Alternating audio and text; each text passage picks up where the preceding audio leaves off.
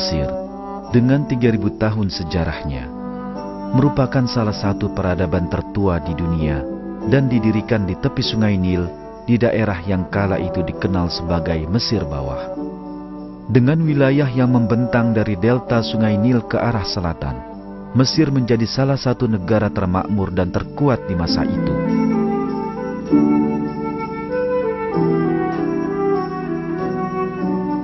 Bangsa Mesir memiliki pengetahuan maju dalam bidang matematika, astronomi, arsitektur, dan seni.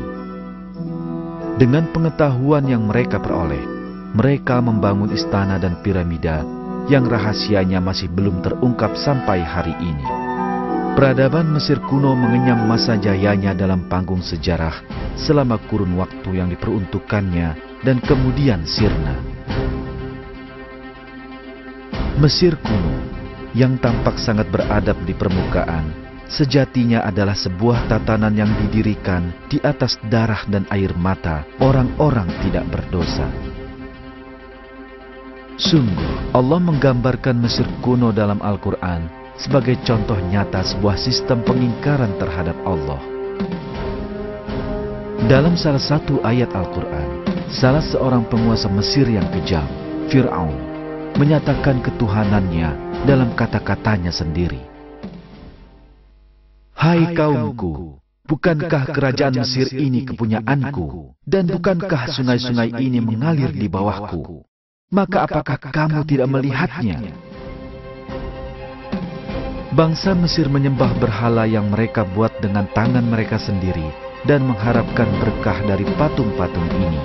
Salah satu penyimpangan utama dalam sistem pengingkaran ini adalah para raja yang menganggap diri mereka sendiri sebagai Tuhan.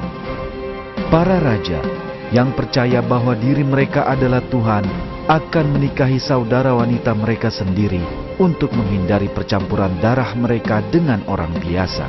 Mereka akan memaksakan titah ketuhanan yang mereka putuskan menurut nafsu dan keinginan duniawi mereka sendiri pada orang-orang di sekitar mereka dan menghabisi siapapun yang melawan perintah mereka. Raja-raja ini adalah para Fir'aun yang memerintah peradaban Mesir selama ratusan tahun. Begitu besar kekuasaan para Fir'aun atas bangsa Mesir sehingga setiap orang tunduk kepada mereka. Raja-raja ini adalah pemerintah, pemilik dan pengatur seluruh negeri, wilayah negara, dan sungai Nil. Semua bentuk produksi di negeri itu disimpan dengan pengawasan ketat dan dipersembahkan kepada sang Fir'aun. Fir'aun pada gilirannya menikmatinya dengan sangat tidak adil untuk kepentingan kalangan yang terdekat dengannya. Orang-orang selain orang Mesir tidak memiliki hak hidup atau berbicara. Sebagai akibat ketidakadilan yang disebabkan kekuasaan dan pemerintahan para Fir'aun yang tidak berpendirian, budak-budak yang bukan orang Mesir mengalami penindasan terberat. Pemerintahan kerajaan dan perbudakan telah ada pada semua peradaban dalam sejarah. Tapi pedihnya penderitaan budak-budak di Mesir belum pernah terjadi dalam peradaban lain manapun.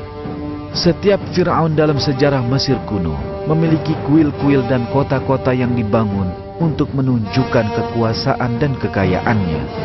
Beribu-ribu budak dipekerjakan dengan kejam hingga tewas dalam pembangunan kota-kota ini. Mereka tidak berhak untuk beristirahat. Budak-budak tidak pernah dianggap sebagai bagian bangsa Mesir. Mereka tidak mendapat hak hidup dan kebebasan berbicara, sementara orang Mesir hidup dalam kecukupan dan kemewahan.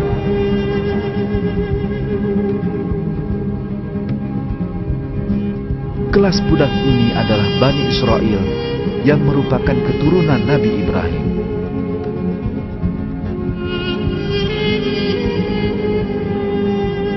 Menurut ayat-ayat Al-Quran, orang Mesir memperbudak dan menindas Bani Israel untuk mempertahankan terus berlangsungnya sistem perbudakan. Penindasan terhadap Bani Israel telah mencapai suatu tingkat di mana jumlah mereka pun dibatasi. Wanita-wanita yang mampu bekerja dibiarkan hidup, dan anak-anak lelaki yang baru lahir dibunuh tanpa belas kasihan. Allah menggambarkan keadaan ini dalam salah satu ayat yang ditujukan pada Bani Israel. Dan ingatlah, ketika kami selamatkan kamu dari Fir'aun dan pengikut-pengikutnya, mereka menimpakan kepadamu siksaan yang seberat-beratnya. Mereka menyembelih anak-anakmu yang laki-laki dan membiarkan hidup anak-anakmu yang perempuan. Dan pada yang demikian itu, terdapat cobaan-cobaan yang besar dari Tuhanmu. Dalam keadaan seperti itulah, Allah mengirim seorang Rasul yang akan memerangi penindasan dan kekejaman ini, mengingatkan manusia untuk menuju jalan kebenaran dan membebaskan Bani Israel dari perbudakan. Rasul ini adalah Nabi Musa.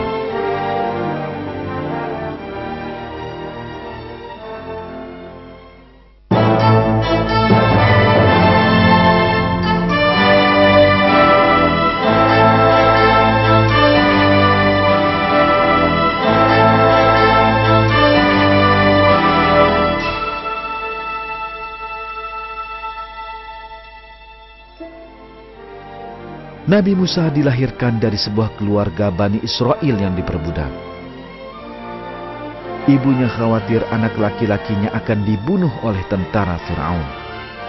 Kekhawatiran ini berlanjut sampai ia menerima ilham dari Allah. Allah mengilhamkan kepada ibu Nabi Musa apa yang harus dilakukannya.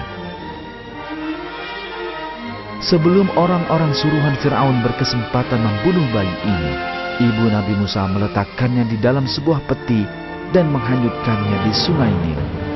Aliran sungai membawa Nabi Musa menuju istana Fir'aun. Maka dipungutlah ia oleh keluarga Fir'aun, yang akibatnya dia menjadi musuh dan kesedihan bagi mereka.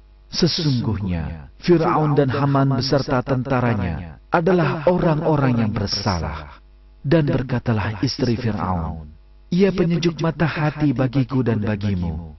Janganlah kamu membunuhnya. Mudah-mudahan ia bermanfaat kepada kita, atau kita ambil ia menjadi anak." Sedang mereka tiada menyadari. Demikianlah, sesuai takdir yang telah Allah tetapkan, Fir'aun dan keluarganya menyelamatkan Nabi Musa dari sungai dan mengangkatnya sebagai anak. Nabi Musa mulai dibesarkan sebagai seorang bangsawan Mesir di istana Fir'aun.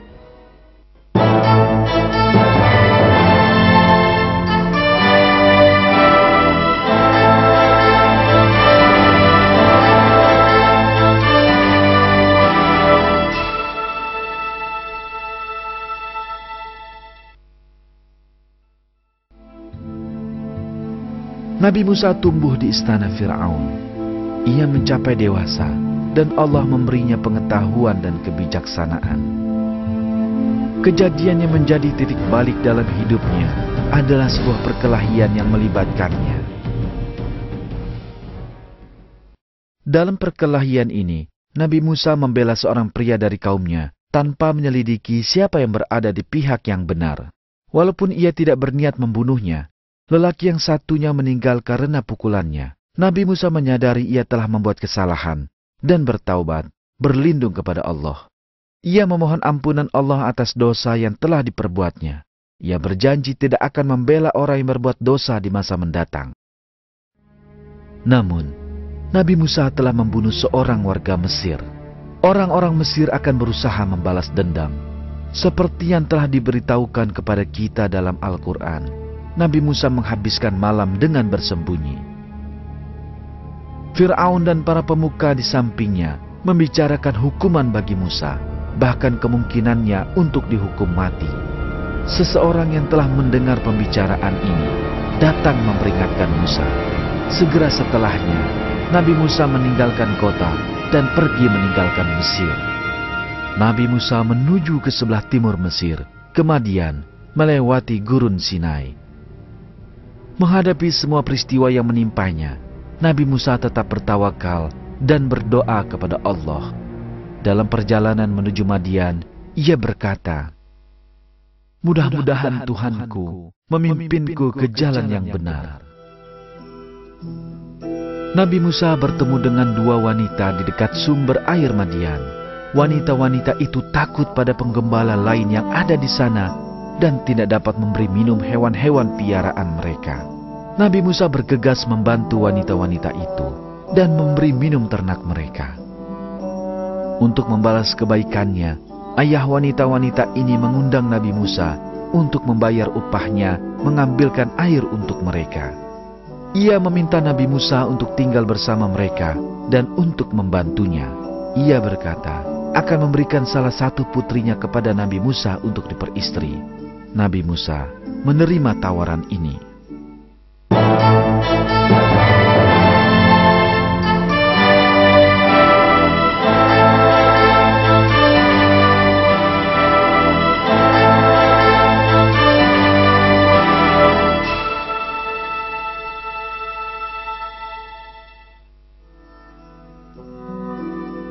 Musa menepati kesepakatan yang ia buat dengan lelaki tua itu dan tinggal di Madian selama bertahun-tahun.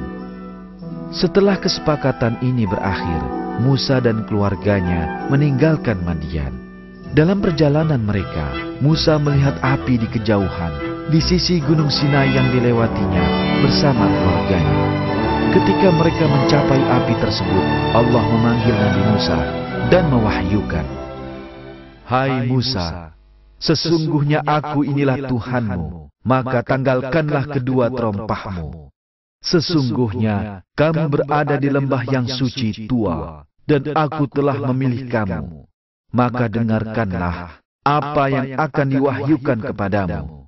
Sesungguhnya aku ini adalah Allah, tidak ada Tuhan yang hak selain aku. Maka sembahlah aku dan dirikanlah sholat untuk mengingat aku." Ini adalah wahyu pertama yang diterima Nabi Musa. Kini ia menjadi Rasul Allah. Allah memerintahkan Musa untuk meletakkan tongkatnya. Tongkat tersebut tiba-tiba berubah menjadi ular.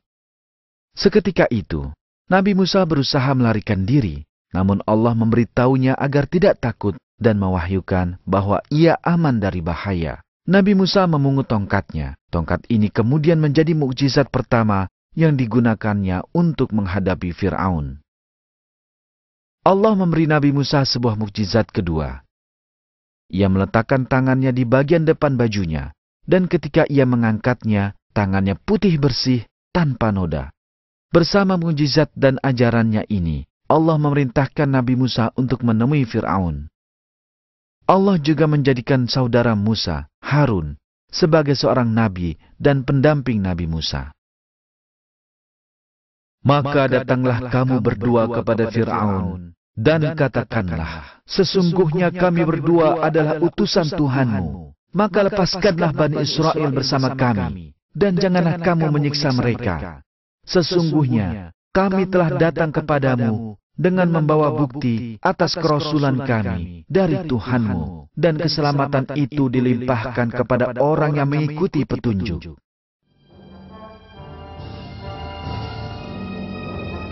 Musa menemui Fir'aun dengan perkataan ini, namun Fir'aun memilih mengingkari daripada memperhatikannya. Fir'aun dan kalangan dekatnya meyakini tujuan Nabi Musa adalah mengambil alih kekuasaan dengan mengganti agama nenek moyang bangsa Mesir. Ini karena Fir'aun dan orang-orangnya mengambil keuntungan besar dari agama itu. Sehingga jika agama itu diganti, Fir'aun akan kehilangan seluruh kekuasaannya.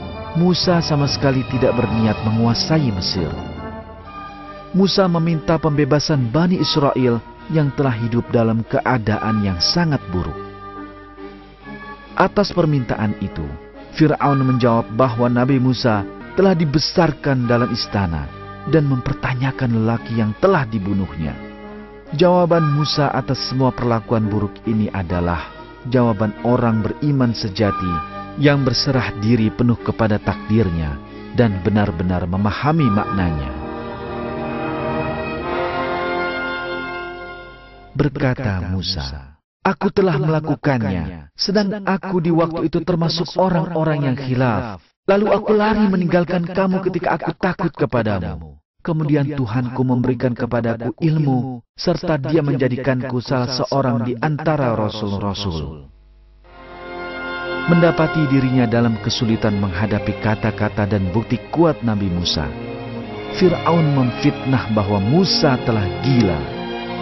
Ia juga mengancam akan memenjarakan Nabi Musa, kecuali jika mengakui ketuhanan Fir'aun. Mendengar kata-kata ini, Nabi Musa mengeluarkan bukti-bukti kenabiannya. Maka Musa melemparkan tongkatnya, yang tiba-tiba tongkat itu menjadi ular yang nyata. Fir'aun dan orang-orang di sekitarnya menyatakan bahwa yang mereka lihat hanya dapat dilakukan dengan sihir. Ini dikarenakan mereka secara membabi buta mengikuti agama penyembah berhala yang mereka warisi dari nenek moyang mereka. Mereka mencari tandingan untuk Nabi Musa yang mereka tuduh sebagai penyihir. Berita ini terdengar oleh para penyihir terhebat di negeri itu. Nabi Musa memilih sebuah perayaan sebagai waktu untuk bertanding. Ini karena ia berharap seluruh penduduk Mesir menyaksikan kebenaran.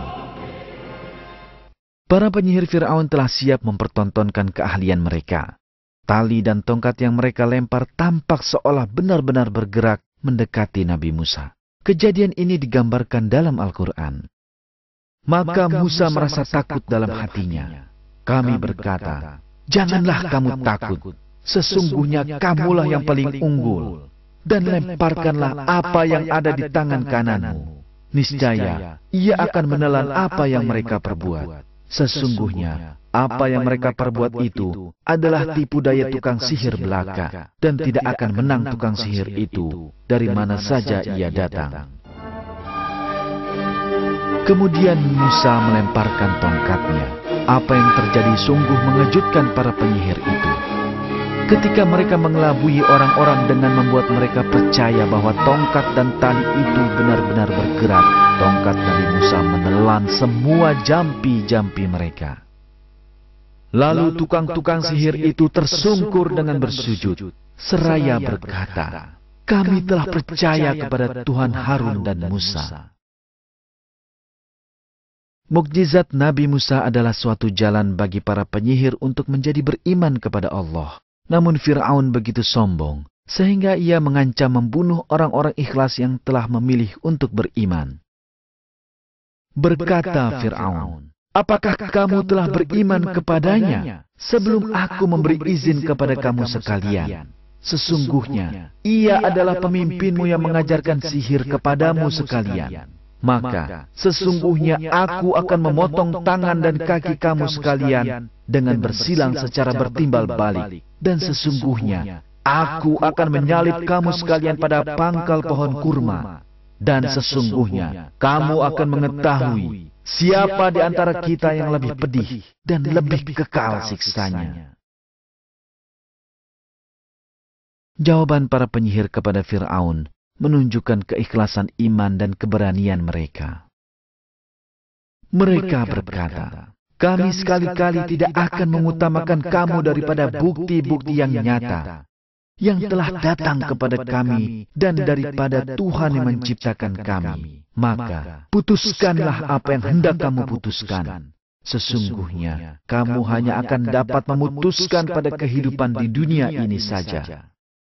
Sesungguhnya kami telah beriman kepada Tuhan kami, agar Dia mengampuni kesalahan-kesalahan kami dan sihir yang kamu paksakan kepada kami melakukannya. Dan Allah lebih baik pahalanya dan lebih kekal azabnya." Kekalahan para penyihir dari Nabi Musa yang diikuti oleh berimannya mereka kepada Allah secara jelas menunjukkan kebobrokan tatanan yang dibangun Fir'aun. Fir'aun tak lagi dapat mengutarakan perkataan masuk akal, tapi dengan keras kepala dan sombong mengingkari keberadaan Allah dan kenabian Musa.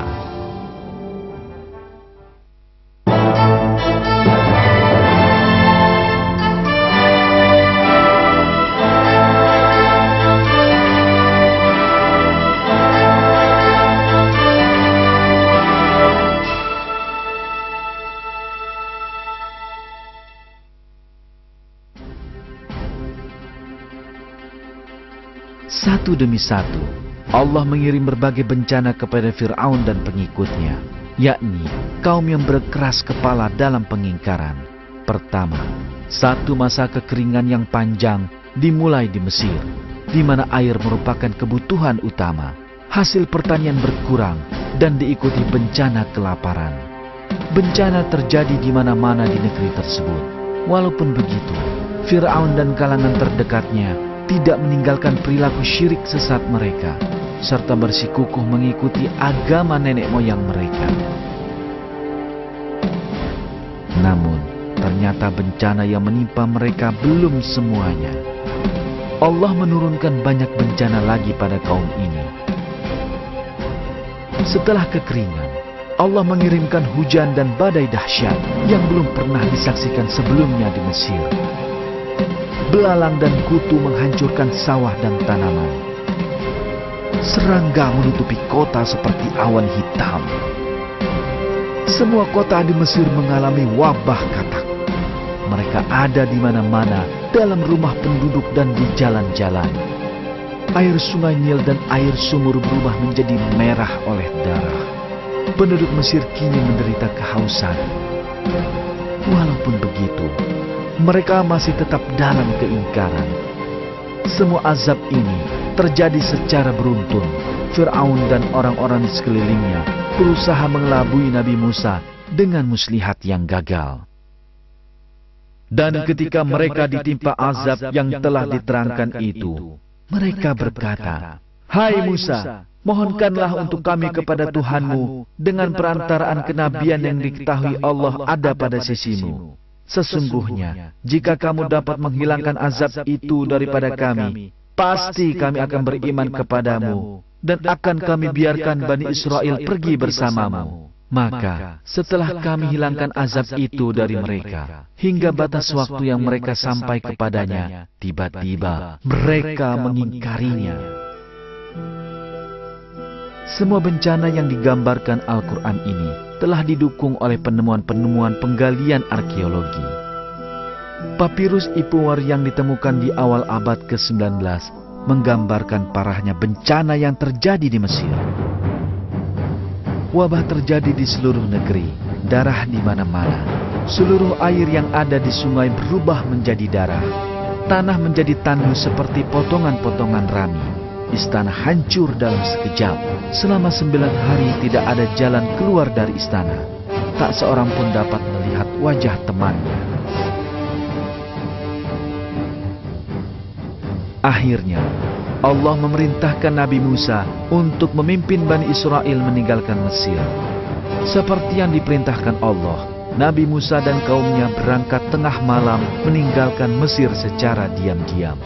Fir'aun pun marah luar biasa. Ia menganggap dirinya sebagai pemilik dan Tuhan Bani Israel. Ini juga berarti kehilangan tenaga kerja. Ia mengerahkan tentaranya mengejar Bani Israel. Saat mereka melarikan diri dari Fir'aun dan orang-orangnya, Bani Israel sampai di tepi laut. Pada saat itu, Fir'aun dan tentaranya telah cukup dekat untuk melihat Bani Israel.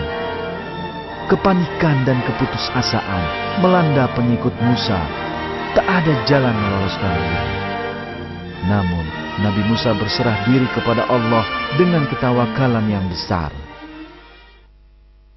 Musa menjawab, "Sekali-kali tidak akan tersusul. Sesungguhnya Tuhanku besertaku. Kelak Dia akan memberi petunjuk kepadaku." Ketika diperintahkan Allah untuk memukul lautan dengan tongkatnya, seperti digambarkan dalam surat 26 ayat 63, Nabi Musa pun melakukannya. Dengan ajaib, Allah membelah laut itu sehingga terbentanglah jalur kering di tengahnya yang segera diseberangi oleh Bani Israel. Fir'aun dan tentaranya begitu nekat mengejar Bani Israel hingga menyeberangi laut. Namun, setelah Bani Israel menyeberang dengan selamat ke sisi yang lain, air tiba-tiba mulai menutup. Fir'aun dan tentaranya yang menuhankan Fir'aun semua tenggelam dengan mukjizat ini. Namun di saat terakhir, Fir'aun mencoba bertaubat, tapi taubatnya tidak diterima. peristiwa ini digambarkan dalam Al-Quran. Dan kami memungkinkan Bani Israel melintasi laut, lalu mereka diikuti oleh Fir'aun dan bala tentaranya, karena hendak menganiaya dan menindas mereka. Hingga bila Fir'aun itu telah hampir tenggelam, berkatalah dia, "Saya percaya bahwa tidak ada Tuhan melainkan Tuhan yang dipercayai oleh Bani Israel, dan saya termasuk orang-orang yang berserah diri kepada Allah. Apakah sekarang baru kamu percaya? Padahal sesungguhnya kamu telah durhaka sejak dahulu, dan kamu termasuk orang-orang yang berbuat kerusakan. Maka pada hari ini, kami selamatkan badanmu, supaya kamu dapat menjadi pelajaran bagi orang-orang yang datang sesudahmu. Dan sesungguhnya, kebanyakan dari manusia lengah dari tanda-tanda kekuasaan kami." Para ilmuwan telah lama menyelidiki bagaimana pembelahan Laut Merah seperti yang digambarkan Al-Quran dan Taurat bisa terjadi. Suatu penemuan mengejutkan dari penelitian ini adalah punggung bukit di dasar Laut Mati. Punggung bukit bawah laut ini ditemukan di Teluk Aqaba, sebuah sambungan Laut Merah. Menurut salah satu tafsir, jalur yang digunakan Nabi Musa terletak di sepanjang punggung bukit ini. Menurut para ilmuwan, sebuah angin kencang yang bertiup dari timur mungkin telah menyingkap punggung bukit ini. Doron Noff, profesor ilmu kelautan dari Florida State University, membangun sebuah tiruan lengkap dari punggung bukit di Laut Merah untuk menguji dugaan ini. Selama pengujian, Profesor Noff mengamati bahwa ketika angin ditiupkan pada sebuah tiruan ini, sebuah jalur kering benar-benar tersingkap. Penyeberangan Laut Merah oleh Nabi Musa mungkin terjadi dengan cara ini. Sudah pasti, Allah lah yang Maha Tahu akan hal ini.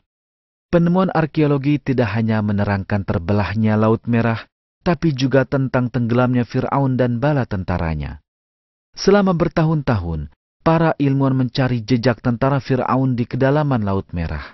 Penelitian mereka telah sampai pada kesimpulan yang jelas. Gambar-gambar ini diambil di Teluk Aqaba yang menghubungkan semenanjung Sinai dan Saudi Arabia. Permukaan pasir mengingatkan akan punggung bukit dalam laut. Namun, hal yang penting adalah bahwa ganggang laut tampak di sana-sini. Ganggang laut perlu menempel pada dasar yang padat untuk bertahan hidup. Yang paling penting lagi, ganggang laut ini mengambil bentuk dari bahan tempat mereka menempel. Bahkan jika kemudian bahan ini lenyap. Ganggang laut yang ditemukan oleh para ilmuwan ini memiliki ciri yang berbeda. Tidak ada karang atau batu dimanapun di daerah itu. Namun ganggang laut ini menyerupai bentuk roda kereta tentara Fir'aun. Penemuan yang sangat menakjubkan muncul ketika penelitian dilanjutkan. Sebuah roda kereta dari perunggu ditemukan di pasir. Roda kereta ini mungkin sekali ditinggalkan oleh tentara Fir'aun yang tenggelam di dalam air.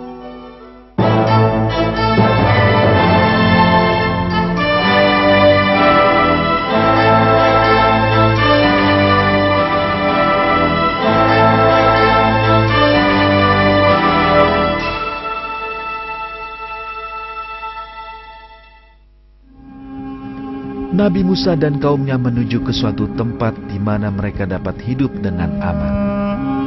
Namun, selama perjalanan, kebanyakan Bani Israel menunjukkan kelemahan iman dan akhlak. Bani Israel terkena pengaruh budaya Mesir dan menganut sejumlah kebiasaan dan pemikiran sesat mereka. Pertemuan mereka dengan sebuah suku penyembah berhala dalam perjalanan mereka menerangkan kecenderungan menyembah berhala ini. Dalam kejahilan mereka, sejumlah orang Israel terpengaruh oleh suku ini dan meminta Nabi Musa untuk dibuatkan berhala untuk mereka sembah. Dan kami seberangkan Bani Israel ke seberang lautan itu. Maka setelah mereka sampai kepada suatu kaum yang tetap menyembah berhala mereka, Bani Israel berkata, "Hai Musa, buatlah untuk kami sebuah Tuhan berhala." Musa menjawab, "Sesungguhnya kamu ini adalah kaum yang tidak mengetahui sifat-sifat Tuhan. Sesungguhnya mereka itu akan dihancurkan kepercayaan yang dianutnya, dan akan batal apa yang selalu mereka kerjakan. Musa menjawab, "Patutkah aku mencari Tuhan untuk kamu yang selain daripada Allah, padahal Dialah yang telah melebihkan kamu atas segala umat?" Nabi Musa dan pengikutnya menuju Gunung Horeb. Menurut Al-Quran, Allah telah membuat janji dengan mereka di sisi kanan gunung tersebut. Nabi Musa akan berada selama 40 hari di gunung ini. Musa dengan tidak sabar meninggalkan kaumnya di belakang dan berangkat lebih dulu. Ia meninggalkan pengikutnya di bawah pengawasan Nabi Harun. Di gunung, Allah sekali lagi berbicara kepada Nabi Musa. Ia memberi Nabi Musa lembaran di mana perintahnya tertulis dan memerintahkan manusia agar mengikutinya dengan taat. Di saat itulah, orang-orang tak beriman di antara Bani Israel memanfaatkan kesempatan selama ketidakhadiran Nabi Musa. Walaupun banyak mujizat yang telah diberikan pada mereka, mereka membuat sebuah berhala dengan tangan mereka sendiri dan mulai menyembahnya. Berhala ini adalah sebuah sapi emas. Musa tidak menyadari penyelewengan yang dilakukan oleh kaumnya. Allah memberitahu Musa mengenai penyimpangan ini dan tentang keberadaan seorang munafik bernama Samiri di antara mereka. Di saat itulah Nabi Musa kembali kepada kaumnya. Kaum itu sedang menyembah berhala dan mengingkari keberadaan Allah. Nabi Musa menghentikan perselisihan yang disebabkan oleh Samiri dengan dua tindakan penting. Pertama-tama, ia mengusir Samiri dan kemudian menghancurkan berhala palsu yang ia buat. Berkata Musa, "Pergilah kamu, maka sesungguhnya bagimu di dalam kehidupan di dunia ini hanya dapat mengatakan, 'Janganlah menyentuh aku.' Dan sesungguhnya bagimu hukuman di akhirat yang kamu sekali-kali tidak dapat menghindarinya. Dan lihatlah Tuhanmu itu, yang kamu tetap menyembahnya. Sesungguhnya kami akan membakarnya. Kemudian kami sungguh-sungguh akan menghamburkannya ke dalam laut berupa abu yang berserakan. Sesungguhnya Tuhanmu hanyalah Allah yang tidak ada Tuhan yang berhak disembah selain Dia. Pengetahuannya meliputi segala sesuatu." Nabi Musa memerintahkan pengikutnya segera bertaubat dan memohon ampun kepada Allah atas kesalahan mereka. Seperti diungkapkan dalam ayat Al-Quran, Allah yang Maha Kuasa menerima taubat Bani Israel. Setelah Bani Israel meninggalkan Mesir, Allah menjanjikan mereka sebuah tanah air. Perjalanan mereka adalah menuju tanah air itu. Namun, kaum ini terus-menerus membuat kesulitan bagi Nabi Musa sepanjang perjalanan. Sepanjang perjalanan melintasi gurun ini, Allah menyediakan makanan ajaib yang mencegah Bani Israel kelaparan. Makanan ini digambarkan sebagai manna dan salwa dalam Al-Quran dan merupakan karunia dari Allah. Namun, kaum Bani Israel tak lama kemudian mulai mengeluhkannya. Dan ingatlah ketika kamu berkata, "Hai Musa, kami tidak bisa sabar, tahan dengan satu macam makanan saja. Sebab itu, mohonkanlah untuk kami kepada Tuhanmu, agar Dia mengeluarkan bagi kami dari apa yang ditumbuhkan bumi, yaitu sayur mayurnya, ketimunnya, bawang putihnya, kacang adasnya, dan bawang merahnya." Musa berkata, "Maukah kamu mengambil sesuatu yang rendah sebagai pengganti yang lebih baik? Pergilah kamu ke suatu kota, pasti kamu memperoleh apa yang kamu minta." Kejahilan Bani Israel berlanjut, bahkan setelah mereka mencapai tanah yang dijanjikan itu. Ketika Nabi Musa menyuruh mereka memasuki tanah yang dijanjikan tersebut tanpa melihat ke belakang mereka, kaum itu berkata bahwa ada penduduk asing di sana. Mereka kemudian malah melanjutkan. Mereka berkata, "Hai Musa, kami sekali-kali tidak akan memasukinya selama-lamanya, selagi mereka ada di dalamnya. Karena itu, pergilah kamu bersama Tuhanmu, dan berperanglah kamu berdua. Sesungguhnya kami hanya duduk menanti di sini saja." Karena itulah Musa mengadu kepada Tuhannya dan memohon agar ia dan saudaranya Harun diselamatkan dari kaum yang kurang ajar ini. Berkata Musa, "Ya Tuhanku, aku tidak menguasai kecuali diriku sendiri dan saudaraku. Sebab itu, pisahkanlah antara kami dengan orang-orang yang fasik itu." Allah berfirman, "Jika demikian, maka sesungguhnya negeri itu diharamkan atas mereka selama 40 tahun. Selama itu, mereka akan berputar-putar kebingungan di bumi padang tih itu. Maka, janganlah kamu bersedih hati memikirkan nasib orang-orang yang fasik itu."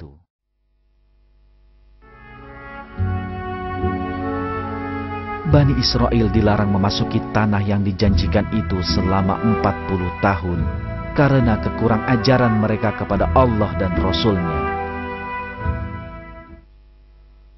Sepanjang hidupnya, Nabi Musa berjuang keras menyampaikan kepada kaumnya dan bangsa Mesir tentang agama yang benar dan berupaya membebaskan mereka dari keyakinan sesat mereka.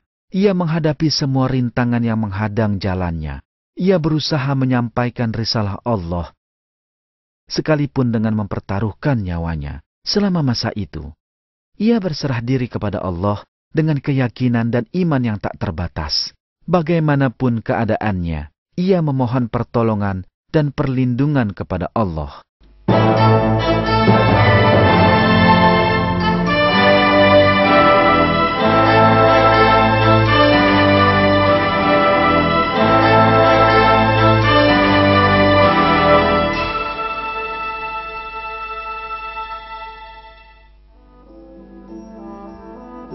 Selama sebagian besar hidupnya, Musa berusaha menyampaikan ajaran Allah kepada kaumnya. Ia berjuang menyelamatkan kaumnya dari menyembah berhala dan membimbing mereka kepada agama yang benar. Tujuannya hanya mengingatkan manusia dan menyelamatkan mereka dari siksa neraka. Sebuah tugas yang ia laksanakan semata demi mencari ridha Allah. Untuk tujuan ini, ia menghadapi Fir'aun dan berusaha melenyapkan kepercayaan kaumnya pada kemusyrikan. Namun, ia menjadi sasaran kekejaman Fir'aun dan kaumnya sendiri. Tapi ia adalah hamba mulia yang hidup hanya untuk mencari keridhaan Allah, dan Tuhan kita menyelamatkannya dari segala kesulitan yang menimpanya. Banyak pelajaran yang dapat diambil dari ketiadaan rasa syukur yang diperlihatkan Bani Israel, bangsa yang tidak mengikuti jejak nabi-nabi mereka, yang berpaling dari agama yang diamanahkan kepada mereka, dan yang begitu sesatnya hingga berkata, "Pergilah kamu bersama Tuhanmu dan berperanglah kamu berdua." Allah telah memperingatkan manusia agar tidak bersikap lemah menghadapi kekurang ajaran Bani Israel terhadap nabi mereka. Hai orang-orang yang beriman, janganlah kamu seperti orang-orang yang menyakiti Musa. Maka Allah membersihkannya dari tuduhan-tuduhan yang mereka katakan. Dan adalah dia seorang yang mempunyai kedudukan terhormat di sisi Allah.